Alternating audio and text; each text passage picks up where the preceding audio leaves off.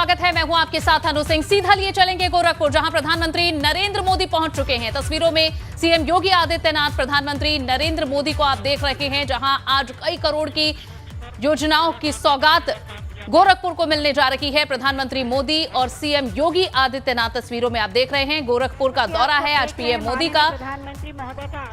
सीधी तस्वीरें जहां पीएम और सीएम गोरखपुर पहुंच चुके हैं।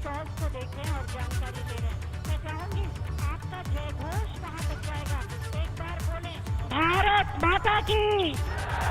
और अब मैं माननीय सांसद माननीय श्री रमापति राम त्रिपाठी जी से अनुरोध करूंगी कि संक्षेप में अपनी बात कहें।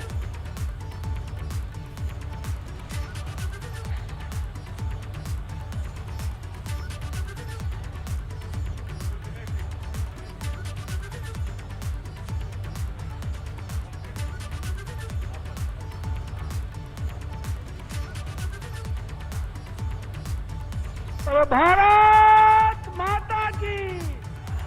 भारत। तो तस्वीरों में आप देख रहे हैं जहां आज 3 बड़ी परियोजनाओं की सौगात दी जा रही है। गोरखपुर एम्स और साथ ही फर्टिलाइजर कारखाने की ये सौगात, जहां न सिर्फ गोरखपुर बल्कि आसपास के इलाकों के लिए भी बहुत फायदेमंद होगी। लोगों को जहां रोजगार की सहूलियत होगी, साथ ही यहां किसानों के लिए भी सहूलियत मिलेगी। और हमारे UP bureau chief Neeraj Pandey ji इस वक्त हमारे साथ जुड़ चुके हैं। माफ कीजिएगा, वीरेश पांडे जी हमारे साथ जुड़ चुके हैं। वीरेश जी, और ज्यादा जानकारी इस वक्त जो तस्वीरें हम देख रहे हैं उस पर चाहेंगे। देखिए, जानकारी ये है कि प्रधानमंत्री गोरखपुर पहुंच चुके हैं। उनका स्वागत हो चुका है। आनंदीबेन पटेल और मुख्यमंत्री ने उनका स्वागत किया है। और जिस जगह पर मैं हूं, वहां की आंखों देखा हाल आपको बताना चाहूंगा। मैं सभा स्थल पे हूं, जहां प्रधानमंत्री को कुछ देर में पहुंचना है। वो खचाखच भर चुका है और ये चुनौती भी थी भारतीय जनता पार्टी के सामने कि उसे भरना कैसे है। भरना मतलब प्रधानमंत्री को सुनने के लिए। प्रधानमंत्री चूंकि 100 अरब का सौगात दे रहे हैं, 10,000 करोड़ का सौगात प्रधानमंत्री जी दे रहे हैं। इससे पूरे पूर्वांचल का विकास होगा। और मैं ये कह सकता हूँ कि ये जो विकास की योजनाएं हैं, ये सूर्योदय की तरह है। सूर्योदय की तरह से मैं इस लिहाज से कह रहा हूँ कि ये नया उजाला पूर्वांचल, गोरखपुर के आसपास, गोरखपुर के मंडल, और हम खासकर गोरखपुर मंडल और बिहार भी बहुत कनेक्ट करता है। बिहार के बहुत सारे ऐसे जिले हैं, चाहे वो पूर्वी चंपारण हो, पश्चिमी चंपारण हो, और साथ ही साथ गोपालगंज हो, सिवान हो, छपरा हो। यहाँ की ज्यादातर आबादी जो है वो गोरखपुर उसके लिए बड़ा शहर है। स्वास्थ्य सेवाओं के लिए, शिक्षा के लिए, विकास के लिए, डेवलपमेंट के लिए बहुत सारी सुविधाएं जो गोरखपुर में मौजूद हैं, उसका उपभोग न केवल उत्तर प्रदेश पूर्वांचल के लोग करते हैं बल्कि बिहार और नेपाल के लोग भी करते हैं। तो इन सारे जगहों के लोगों को, लाखों लोगों को फायदा मिलेगा। 10,000 से ज्यादा जो नौजवान हैं उनकी बेरोजगारी दूर होगी, सबसे बड़ी बात है। और इसमें एक और खास बात है, लड़कियों के लिए जो यहाँ से तकनीकी रूप से दक्ष इंजीनियरिंग की हुई, डिप्लोमा की हुई लड़कियां हैं, उनको प्राथमिकता मिलेगी इस कारखाने में जॉब करने के लिए। और इस कारखाने का जो टावर है वो विश्व का सबसे बड़ा बनाया गया है। और नीम कोटेड यूरिया के लिहाज से ये विश्व की सबसे अच्छी क्वालिटी की यूरिया यहाँ पैदा होने जा रही है। और खास बात यह है कि प्रधानमंत्री के 100 अरब के इस परियोजना में बहुत सी सारी चीजें हैं। गोरखपुर याद होगा कि इंसेफेलाइटिस के मद्देनजर बहुत परेशान यहाँ के लोग रहे और उनके बच्चे रहे। और आपको याद होगा कि 1977-78 से जब से डायग्नोस हुआ, उसके पहले तो कितने खत्म हो गए किसी का पता नहीं होगा। 77-78 में डायग्नोस हुआ कि ये जापानी इंसेफेलाइटिस जो है वो गोरखपुर और आसपास के जिलों को बहुत तरीके से बर्बाद कर रही है। उस 77-78 के बाद सरकारी आंकड़े हैं कि 50,000 बच्चे वो असमय उनका निधन हो गया और बहुत सारी माओं का गोद सुना हो गया। और ऐसे में मुख्यमंत्री लगातार संघर्ष करते रहे। जब वो सांसद थे, कोशिश उनकी ये थी कि यहाँ पर एम्स का भी गठन हो, जो संचार जनित रोग हैं, चाहे वो डेंगू हो, मलेरिया हो और इंसेफेलाइटिस हो, चिकनगुनिया हो, इसके लिए एक लैब बिल्कुल वीरेश जी, ये फायदा बहुत होगा। और जो तस्वीरें इस वक्त हम देख रहे हैं वो जनसभा स्थल की देख रहे हैं, काफी भीड़ नजर आ रही है। क्या टारगेट भीड़ जुटाने का रखा गया था? क्योंकि इस समय जो सबसे बड़ा पैमाना है वो यही है कि जनसभाओं में भीड़ कितनी जुट रही है। तो जो ये भीड़ यहाँ पर मौजूद है, इस कार्यक्रम में मौजूद है, उसे देखकर क्या आंकलन लगाया जा सकता है? देखिए, इनका टारगेट तो 2.5 लाख से कम नहीं है। जो भारतीय जनता पार्टी के नेता है उनका कहना है कि 2.5 लाख की सभा हमें करानी है और इसके लक्ष्य को साधने के लिए यहाँ के सभी स्थानीय विधायकों को जिम्मेदारी दी गई, यहाँ के सांसद को जिम्मेदारी दी गई, यहाँ के जो जिला पंचायत अध्यक्ष हैं और नगर इकाई के जो लोग हैं उन सारे लोगों को, बूथ लेवल के कार्यकर्ताओं, पन्ना प्रमुख तक को जिम्मेदारी दी गई। भारतीय जनता पार्टी पन्ना तक काम करती है, पन्ना बूथ से लेकर ये नए नए शब्दावली आपने राजनीति में सुना होगा। जब से अमित शाह और नरेंद्र मोदी की जोड़ी का जो भारतीय राजनीति के क्षितिज पर उदय हुआ और वो लोग जिस तरीके से चुनाव लड़ रहे हैं, जिता रहे हैं, कई राज्यों में भारतीय जनता पार्टी का कमल उन्होंने खिला दिया। कहा जाता है कि दूध पत्थर पर दूध खिलाने का काम ये जोड़ी कर देती है। जहां कोई संभावना नहीं होती है उस असंभव चीज को भी ये साथ देते हैं। भारतीय राजनीति को उन्होंने बदल कर रख दिया। तो ऐसे में ये जो जोड़ी है वो उत्तर प्रदेश के इस चुनाव को लेकर काफी गंभीर है। बंगाल में आपने देखा 3 से 83 हो गए। ऐसा हल्ला बोल तरीके से ये चुनाव लड़ते हैं, ऐसा मैनेजमेंट करते हैं, ऐसे राजनीतिक शब्दावली राजनीतिक पंडितों के सामने रखते हैं, पत्रकारों के सामने रखते हैं कि सब चकाचौंध में और सब आश्चर्यचकित होते हैं। चलिए, हमें सीखने के लिए राजनीति के छात्र के नाते ये सब चीजें हमें सीखने को मिलती हैं। लेकिन ये भीड़ बयां कर रही है कि जो बूथ लेवल का मैनेजमेंट है, उनका पन्ना प्रमुख के लेवल का मैनेजमेंट है, वो चीजें यहाँ कारगर होती हैं। कि कहा जाता है, सुनील बंसल से जब मेरी एक बार बात हो रही थी, उन्होंने कहा कि 75 जिले हैं और आप समझिए कि हम केवल जमीन पर ही नहीं लड़ते, हम बहुत हाईटेक भी हैं। आप मेरे ऑफिस में चलिए, एक स्क्रीन है मेरे पास कि 75 जिले के जितने पन्ना प्रमुख और बूथ प्रमुख हैं एक साथ मेरे साथ 5 मिनट के अंदर वीडियो कॉन्फ्रेंसिंग में जुड़ जाएंगे। बिल्कुल, और यही ताकत है जो बीजेपी की नजर आती है। वीरेश जी, इस वक्त तस्वीरें हम मंच की देख रहे हैं, मंच पर कौन कौन इस वक्त नेता मौजूद है, इसके बारे में भी कुछ बताइए। और इस पूरी परियोजनाओं का, इस कार्यक्रम का सियासी महत्व कैसे देख रहे हैं आप? अच्छा, आपने सवाल किया कि इसके सियासी मायने क्या हैं। चुनाव का वर्ष है तो सियासी मायने भी होगा। 1990 से ये कारखाना बंद है। 1968 में तत्कालीन प्रधानमंत्री इंदिरा गांधी ने इसका उद्घाटन किया था और उसके बाद से 90 में गैस के रिसाव हुआ था, एक छोटी दुर्घटना हुई थी। उसके बाद से ये कारखाना बंद है। हजारों लोगों की, 10,000 लोगों की नौकरी चली गई थी, आंदोलन हुए थे और औद्योगिक रूप से पिछड़े पूर्वांचल में ये आशा का किरण था। लोग गर्व करते थे कि हमारे पास पूर्वांचल में, गोरखपुर में फर्टिलाइजर की कंपनी है।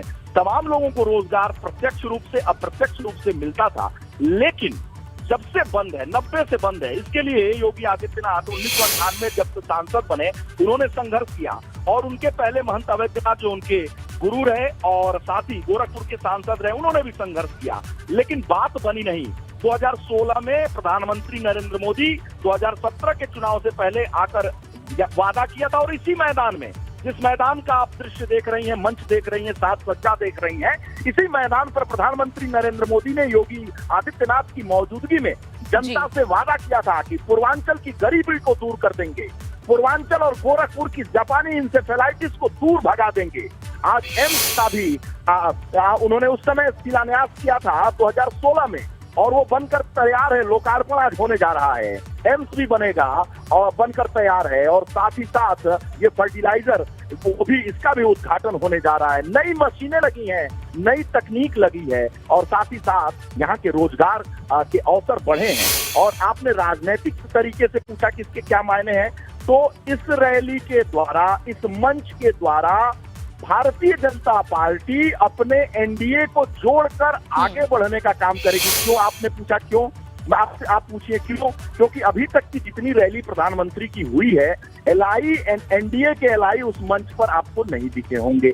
इस बार अनुप्रिया पटेल अपना दल सोनेलाल की अध्यक्ष और केंद्रीय मंत्री वो भी मौजूद रहेंगी और संजय निषाद जो निषाद पार्टी के अध्यक्ष हैं वो भी मौजूद रहेंगे क्योंकि वो उनका गृह जनपद भी है और साथ साथ एलायंस भी है, ये भी मंच पर मौजूद रहेंगे और जितने भारतीय जनता पार्टी के एलायंस गठबंधन के लोग हैं वो मंच पर मौजूद रहेंगे। और योगी आदित्यनाथ, दिनेश शर्मा, केशव मौर्य, स्वतंत्र देव सिंह, पार्टी के सांसद सूर्य प्रताप शाही, शिव प्रताप शुक्ला, रमापति राम त्रिपाठी, हरीश द्विवेदी और जो सांसद जो विधायक हैं पूर्वांचल के वो सब रहेंगे क्योंकि उनके सबसे बड़े नेता आ रहे हैं। कौन अपना चेहरा नहीं दिखाना चाहेगा, बिल्कुल सही बात, उपस्थिति नहीं दर्ज कराना चाहेगा। वीरेश जी, एक महत्वपूर्ण सवाल है जो पीएम या सीएम का संबोधन शुरू हो उससे पहले मैं आपसे पूछ लेना चाहती हूँ। अब क्योंकि सियासत अपने चरम पर है, चुनाव प्रचार अपने चरम पर है इस वक्त उत्तर प्रदेश में, तो ऐसे मौके अब आगे आते रहेंगे। शुरुआत हो चुकी है जब दो बड़े नेता और दो पार्टियों के नेता एक ही मंच पर होंगे, अलग अलग जगहों पर। एक मंच पर दूसरी पार्टी के विपक्षी नेता होंगे, एक मंच पर सत्ता पक्ष होंगे और आज ऐसा ही मौका बन रहा है। तो ऐसी क्या उम्मीद की जा रही है संबोधन में सीएम और पीएम के, क्योंकि दूसरे छोर पर अखिलेश यादव, जयंत सिंह, ये सब भी, जयंत चौधरी भी मौजूद रहेंगे। तो ऐसे में क्या उम्मीद आज के संबोधन से की जा रही है? देखिए, उत्तर प्रदेश में दो राजनीतिक पार्टियां या हम कहें दो गठबंधन आमने सामने की लड़ाई लड़ रहे हैं जी। आज उनके दोनों सर्वोच्च नेता यानी दोनों गठबंधन के सर्वोच्च नेता आमने सामने होंगे। आमने सामने एक पश्चिम में होगा तो एक पूरब में होगा, एक बिहार के बॉर्डर पे होगा तो एक दिल्ली की सीमा पर होगा और दोनों गरजेंगे और दोनों बरसेंगे सौगात के रूप में प्रधानमंत्री, क्योंकि वो देश के प्रधानमंत्री हैं, उनके हाथ में देने के लिए बहुत सारी योजनाएं हैं, बहुत सारी सौगात है, बहुत सारे पैसे हैं। वीरेश जी, मैं एक मिनट आपको रोकना चाहूंगी। तस्वीरें जो इस वक्त हमारे दर्शक देख रहे हैं जरा उसके बारे में ही बता दें। मंच पर इस वक्त प्रधानमंत्री नरेंद्र मोदी और सीएम योगी आदित्यनाथ तस्वीरों में आप देख सकते हैं। डिप्टी सीएम भी मंच पर ही मौजूद है। तो दोनों तरफ जहां डिप्टी सीएम है, बीच में सीएम और पीएम खड़े हुए हैं, अभिवादन स्वीकार किया जा रहा है जनता का। तस्वीरों में आप देख सकते हैं आज जहां कई हजार करोड़ की परियोजनाओं को सुपुर्द किया जाएगा, सौगात दी जाएगी आज जनता को। ये तस्वीरें जहां काफी भीड़ इस वक्त जनसभा में दिख रही है और मंच पर प्रधानमंत्री मोदी, सीएम पहुंच चुके हैं। जी वीरेश जी, अब मैं चाहूंगी आप अपनी बात पूरी करें। अब मंच पे तो सब पहुंच गए हैं, यानी पूरी बारात भी है और साथ ही साथ इस पूरे कार्यक्रम के दुल्हा भी हैं। तो वो अब सौगात जो 100 अरब की है, जिससे पूर्वांचल की दशा बदल जाएगी, जो उजाले की तरह है अंधेरे में, वो अब मिलने वाला है और किसी क्षण उसका लोकार्पण होगा। और फिर जब लोकार्पण होगा तो हमारे पूर्वांचल के पास वो सारी योजनाएं, सारी परियोजनाएं सामने होंगी। और रही बात प्रधानमंत्री के बोलने की, तो प्रधानमंत्री के बोलने के कई मायने होते हैं जी। तो आज के मौजूदा राजनीति में प्रधानमंत्री नरेंद्र मोदी विश्व के बड़े नेताओं में, हम कहें 1, 2, 3 नेताओं में शुमार किए जाते हैं। अपने वक्तृत्व शैली को लेकर वो पूरे विश्व में जाने जाते हैं। आपको आप याद करिए कि अभी विदेश दौरे पर गए थे तो एक देश के प्रधानमंत्री ने कहा था कि आप मेरी पार्टी में शामिल हो जाइए। तो हंसी मजाक का तो प्रधानमंत्री ने कहा कि मैं आपकी पार्टी में कैसे शामिल हो, बोले कि मैं भी चाहता हूं कि आप जैसा नेता हमारी पार्टी में जी, क्योंकि वो उस देश में बहुत पॉपुलर हैं। प्रधानमंत्री मोदी को वहां चाहने वाले बहुत लोग थे। निश्चित रूप से उनकी पॉपुलैरिटी केवल एक देश में नहीं बल्कि पूरे संसार में हुई है और पूरे विश्व जगत में एक बड़े स्टेट्समैन के तौर पर, बड़े राजनेता के तौर पर उनकी पहचान है। और भारतीय जनता पार्टी में निर्विवाद नेता हैं वो, कोई विवाद नहीं है। उनको लेकर सारे लोगों का सर झुक जाता है, आस्था से झुक जाता है। आस्था से इसलिए झुक जाता है सम्मान का।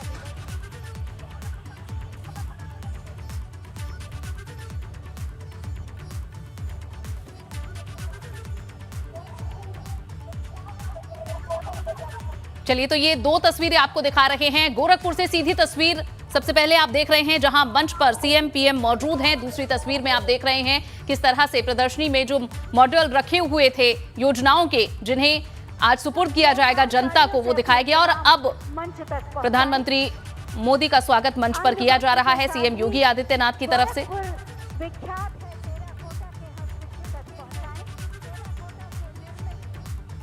मंगल मूर्ति भगवान श्री गणेश की प्रतिमा भी भेंट करेंगे माननीय मुख्यमंत्री महोदय, माननीय प्रधानमंत्री महोदय को। आप सबकी जोरदार तालियों के साथ बहुत बहुत धन्यवाद। माननीय प्रतिबद्धता, परिश्रम और लोक कल्याण के लिए जाने जाते हैं।